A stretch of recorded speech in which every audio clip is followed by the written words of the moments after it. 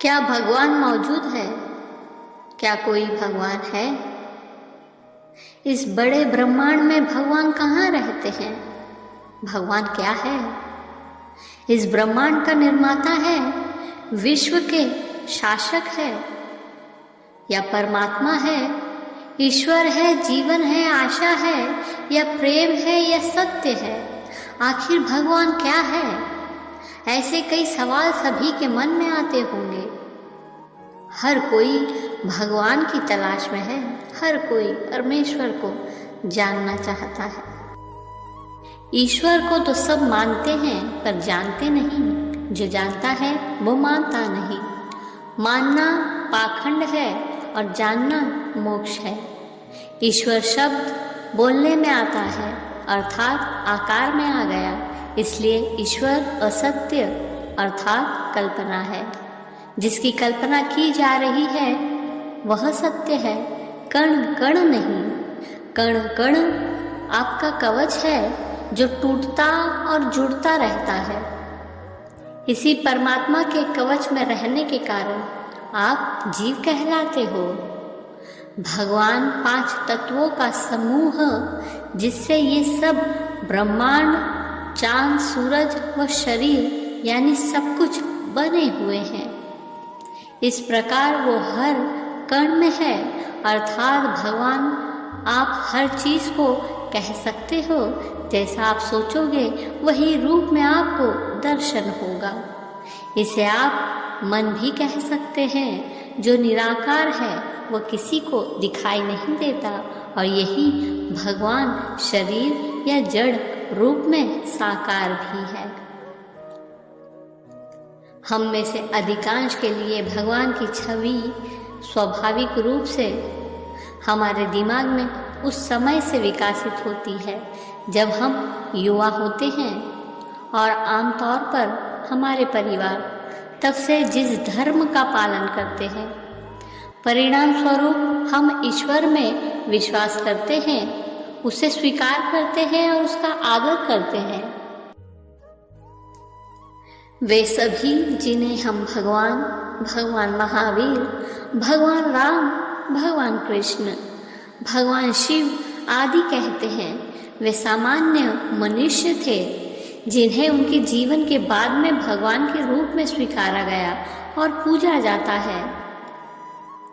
इसका अर्थ है कि ईश्वर कोई नाम नहीं बल्कि एक सामान्य विशेषण है जो उन लोगों का वर्णन करने के लिए दिया गया है जिन्होंने अपने सभी कर्म समाप्त कर लिए हैं। उन्होंने ऐसा आदर्श और अनुकरणीय जीवन जिया है कि हजारों साल बाद भी लोग आज भी उनके जीवन से प्रेरणा लेते हैं। जब वे जीवित थे, इन महापुरुषों ने पालन करने के लिए अलग अलग धर्म, संप्रदाय या कर्मकांड नहीं बनाए, ना ही उन्होंने खुद को भगवान बताया। उन्होंने ईश्वर को महसूस किया और लोगों को ईश्वर का बोध कराया।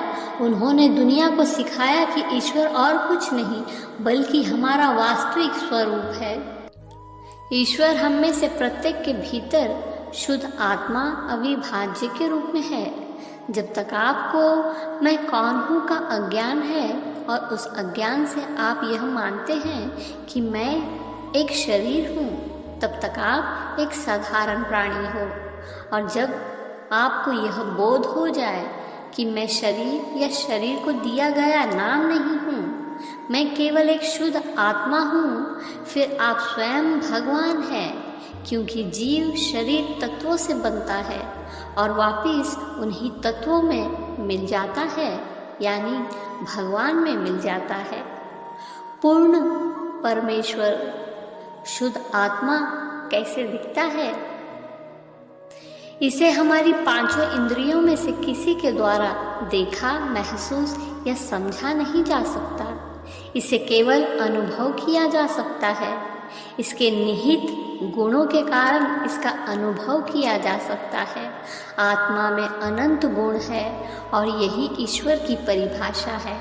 इसलिए भगवान अनंत ज्ञान वाले हैं, अनंत दर्शन वाले हैं, परम सत्य है, शुद्ध प्रेम है। भगवान किसी भी दुख या सुख से अप्रभावित है। भगवान अनंत सुख का धाम है।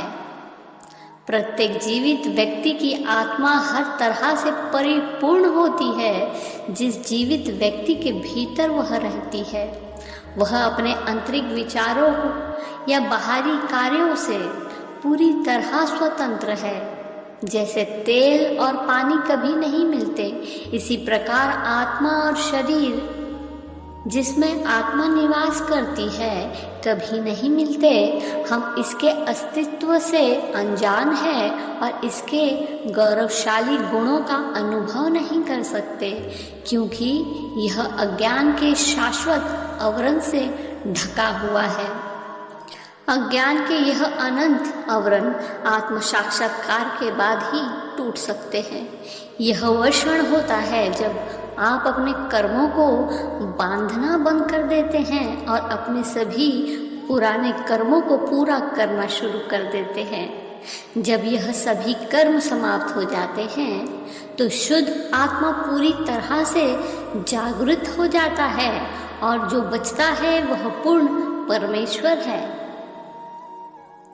भगवान की पदवी और प्रतिष्ठा ऐसे ज्ञानी को दिया जाता है जिनमें आत्मा के निहित गुण पूरी तरह से प्रकट हो गए हैं। इस प्रकार भगवान एक नाम नहीं है बल्कि एक विशेषण है जो इन प्रकार के ज्ञानी का वर्णन करते हैं। हम इन ज्ञानी पुरुष को प्रगट परमात्मा के रूप में पूजते हैं, क्योंकि हम भी एक दिन उनकी तरह बनना चाहते हैं। जहाँ भी भगवान हाजिर हैं वहाँ विकास है और अनुभूति है। भगवान सभी जीवों में शक्ति के रूप में निवास करते हैं और इस शक्ति की उपस्थिति में हर जीव आगे बढ़ता है। उदाहरण के लिए यदि हम एक गीले कपड़े में अनाज भिगोते हैं तो वो बढ़ेंगे, क्या ये नहीं है? लेकिन अगर हम एक पत्थर को सालों तक गीले कपड़े में भिगो कर रखेंगे तो क्या वो बढ़ेगा? नहीं। जिन चीज़ों के भीतर भगवान नहीं है वे कभी विकसित नहीं हो सकते, ना ही वे कभी कुछ महसूस कर सकते हैं। अब जब हम जानते हैं कि भगवान हर जीवित प्राणी के भीतर है तो हम भगवान को कैसे देख सकते हैं? हमारा सारा जीवन हम बाहर भगवान की तलाश में रहते हैं, लेकिन वास्तव में भगवान को अंदर महसूस करने की आवश्यकता है। शारीरिक आँखों के माध्यम से हम बाहर की और अस्थायी और क्षणिक चीज़ों को देख सकते हैं। भगवान का कोई शरीर नहीं है। शरीर तो बस एक बाहरी आवरण है। वह आम का पेड़ हो सकता है, एक इंसान या कोई अन्य जीवित प्राणी हो सकता है, और यह एक दिन सड़ सकता है या फट सकता है। जबकि भगवान शुद्ध तत्व अविनाशी के रूप में निवास करते हैं, जो सभी में समान रूप से निवास करते हैं। यही सनातन तत्व ही हमारी असली पहचान है। यह आंतरिक तत्व स्वयं है। वह स्वयं शुद्ध आत्मा है और शुद्ध आत्मा ही परमात्मा है।